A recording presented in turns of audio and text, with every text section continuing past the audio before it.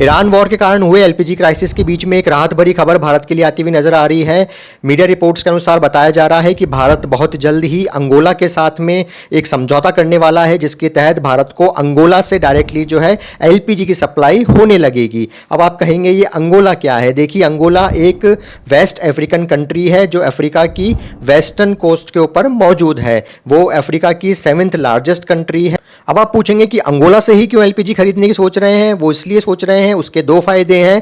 पहला फायदा ये है कि अंगोला, जैसे मैंने आपको बताया है कि अफ्रीका की वेस्टर्न कोस्ट पर मौजूद है, तो वहां से जो जहाज निकलेंगे गैस लेकर, वो अटलांटिक ओशन से होते हुए, अरेबियन सी से होते हुए सीधे हमारे जो है पोर्ट्स पर आ जाएंगे। स्ट्रेट ऑफ हॉर्मूज को वो बाईपास कर देंगे। स्ट्रेट ऑफ हॉर्मूज के अंदर, मिडिल ईस्ट के अंदर जो कन्फ्लिक्ट चल रहा है, उसका हमारे सप्लाई के ऊपर कोई असर नहीं होगा। और दूसरा बड़ा फायदा इसका ये है कि अगर हम अमेरिका से एलपीजी खरीदते हैं तो उसको आने में कम से कम 1 महीना लग जाता है। वहीं अंगोला जो है, इसका डिस्टेंस अमेरिका के मुकाबले भारत के लिए हाफ ही है।